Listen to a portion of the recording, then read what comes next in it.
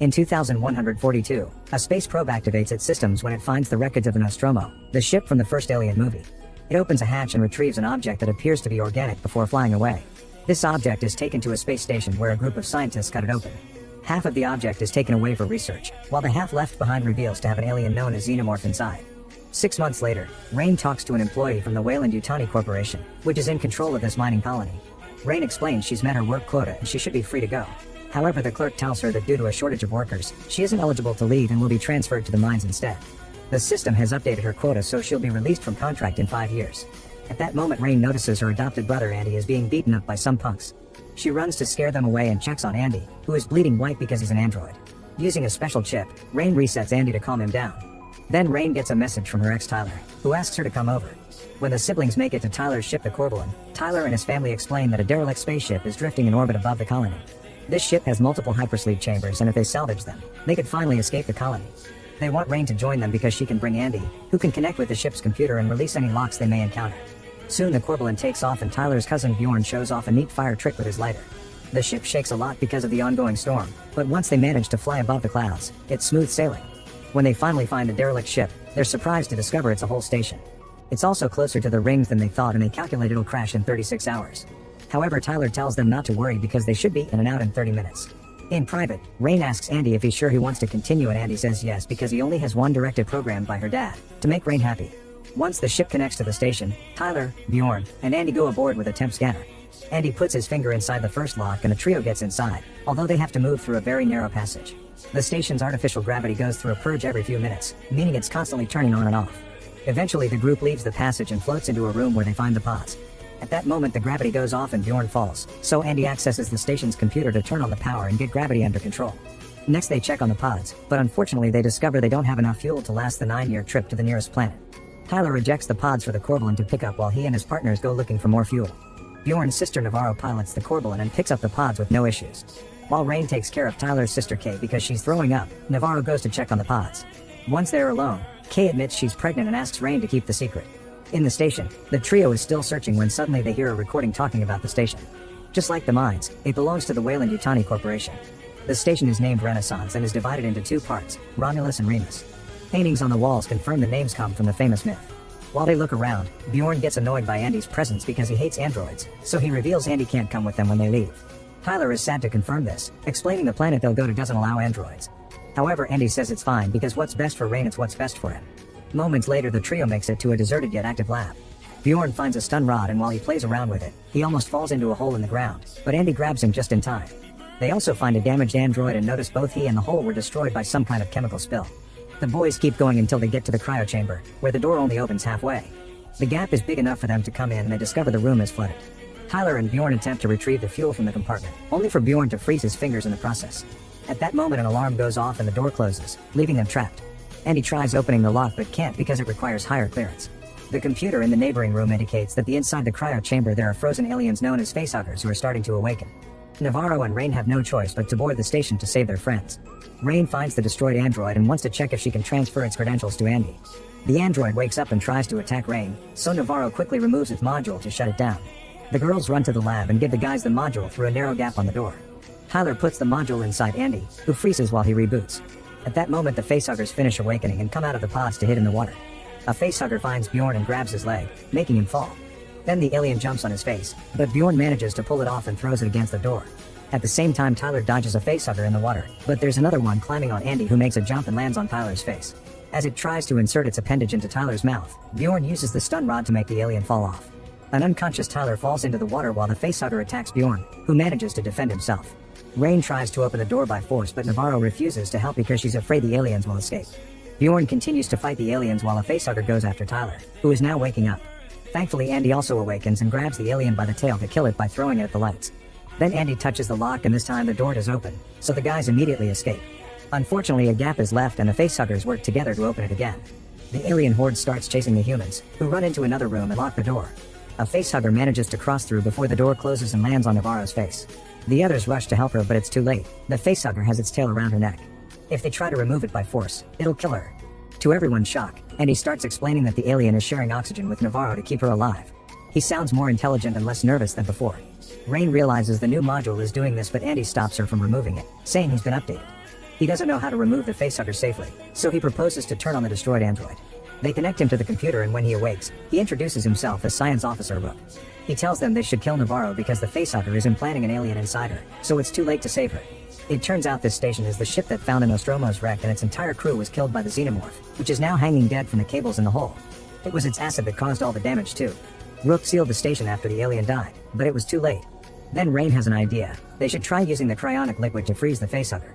Tyler shoots the liquid at the alien, and as soon as its tail loosens up, they remove it from Navarro's face. Tyler tries to kill it, however the facehugger escapes through the hole in the ground. Everyone is glad to see Navarro is fine, but Rook warns them there's a 60% chance of an alien being inside her. And he tells the group they shouldn't take Navarro back, so Bjorn hits him with the rod to send him flying. Rain stays to help him, and Bjorn uses the chance to run with Navarro. Suddenly Andy hears something and rushes to the corridor to discover Bjorn is sealing the doors. Andy grabs a door to try to keep it open, so Bjorn runs to the next one and closes it quickly. This leaves Andy, Rain, and Tyler trapped in the station. Navarro detaches the Corbelan from the station, but before it can go far, she starts feeling sick. She uses a special light on her body and discovers she has an alien inside like Rook predicted. Then Navarro starts having a seizure, and an alien known as Chestburster bursts out of her body, killing her. Without a pilot, the Corbelan starts losing control and crashes against the station, causing a big explosion when it destroys a fuel tank. It also knocks Kay and Bjorn out.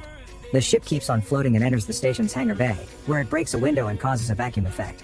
Thankfully, the doors close just in time, but this has destabilized the station, and now it only has 47 minutes before it crashes on the planet's rings. Rain and Tyler are trying to find a way to cross the station and reach their ship, but when they're about to open a door, they find a bunch of facehuggers on the other side. Meanwhile, Rook checks the computer to make sure that something called Z01 compound is still intact.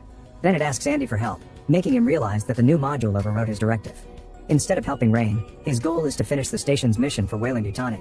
Then Andy reunites with Rain and Tyler and shares some information he got from Rook. The facehuggers can't see and find people by sensing their body temperature. This means they could raise the temperature in the room to match their bodies and become invisible. After Andy uses the thermostat to get the desired temperature, the trio starts crossing the room and has to make great effort not to react to the bodies they find in every corner. On the Corbelan, Kay wakes up and goes looking for her friends. In a corridor, she finds the skin that the Chestburster left behind before making the cocoon that now hangs on the wall. At that moment, Bjorn finds her and makes her step back before inserting the rod into the cocoon to electrocute it until the alien's acid destroys the stick. This attack isn't enough, and the creature's tail comes out to slash Bjorn's face. Acid keeps pouring out and falls on Bjorn until it kills him. As a new xenomorph starts coming out of the cocoon, Kay rushes to the door but can't open it, so she calls Tyler. He's still in the room with the facehuggers, so he has to whisper instructions for her. Kay manages to find a key and opens the door to run away before the alien can reach her. Since she's keeping her eyes on the creature, she falls off the Corbelan hatch and lands hard on the station's hangar. All the noise coming through the mics alerts the facehuggers, who begin jumping to attack. The trio immediately runs away, and Tyler throws a flare on the ground so the facehuggers go after its warmth. The trick doesn't last long, and soon the aliens are chasing them again, so when Andy makes it to the door, he starts closing it. Tyler and Rain have to run extra fast to cross right before the door closes. When Rain calls Andy out, he claims he did the calculations and knew they'd make it. With only 30 minutes left before crashing, the sprinklers activate in the hangar bay and Kay wakes up. She can hear the alien coming and hides before it can see her. The xenomorph walks right above her, and once it's left, Kay tries reaching the hangar door only to activate the alarm. At that moment, the trio appears on the other side of the door, but Andy refuses to open it. He can see the xenomorph waiting, which means it's using Kay as bait. Rain tells him that Kay is pregnant to appeal to his pity, but it doesn't work. Soon the xenomorph gets tired of waiting and takes Kay away. A furious Rain slaps Andy and asks him about his directive, so he says he must choose what's best for the company. Then Andy makes Rain and Tyler get in the elevator while explaining he must finish the mission, so Rook will open the hangar door and let them leave. They arrive at a lab and find a capsule full of a strange liquid. Rook appears on the computer screen and tells them that humanity was never meant to explore the universe because their bodies can't take it, so Weyland-Yutani created this station to study the aliens and use their fluids to enhance humans. This Z01 compound is the black liquid seen in Prometheus. In a video, they see a rat getting crushed almost to death, but after the scientists injected it with the compound, it healed instantly. And he grabs all the compound samples and gets ready to take them to the colony, but Rain stops him when she sees the xenomorph on the security camera. Then Andy gets 2 pulse rifles from a cabinet and gives them to Rain and Tyler, telling them to only shoot if it's absolutely necessary because if the alien bleeds acid, it'll cause a hull breach. The trio leaves the lab, unaware that the video is still playing. It turns out the rat mutated into the dead monster they saw inside a box. With only 20 minutes before impact, the trio begins crossing the station and finds lots of xenomorph resin, which means there's more than one around. When Andy turns on the lights in the next corridor, they're disgusted to see a full alien hive on the walls. Andy and Rain want to go back and find another corridor, but Tyler hears Kay's voice and rushes into the hive. Rain follows him and they see tons of bodies cocooned with the alien goop, including Kay's. The duo pulls her out and Andy appears to point out she hasn't been implanted yet because there's no dead facehugger at her feet. Her pulse is still very weak, so Andy offers a compound injection to help her. Before Tyler can use it, Rain stops him because she's wary of the substance and tells him Kay may survive if they take her to a cryo chamber. At that moment they hear a xenomorph screeching and approaching, so they run out of the hive into another room. There's another xenomorph there and it tries to stab Rain with its tail, but Tyler jumps in to protect her and gets stabbed instead. Then the alien uses Tyler's body to hit Andy and incapacitate him before dragging Tyler into the hive, where more creatures surround him and kill him. Rain and Kay rush into the elevator and manage to escape before the aliens reach them. However, Rain can't stop thinking about her brother, so she drops Kay and the samples at the hangar bay, telling her to go back to the colony on the Corvalin. After Rain leaves, Kay worries about her baby and decides to inject herself with the compound. With only 10 minutes left before impact, Rain makes it to the hive and removes the module from Andy before resetting him. When he wakes up, he's his old self again. The xenomorphs are coming closer and the duo runs away, but Rook refuses to open the doors for them because it may put the compound at risk. While Rain furiously shoots the screen, Rook appears on the Corvalin system and asks Kay to give him access to the ship. Rain disables the station's gravity and starts shooting at the xenomorphs. Now their acid blood floats around instead of falling on the hull.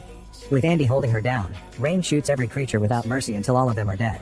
Then the duo starts navigating the corridors while carefully avoiding the acid. However, Rain almost crashes against it, so she shoots her rifle to force a fall.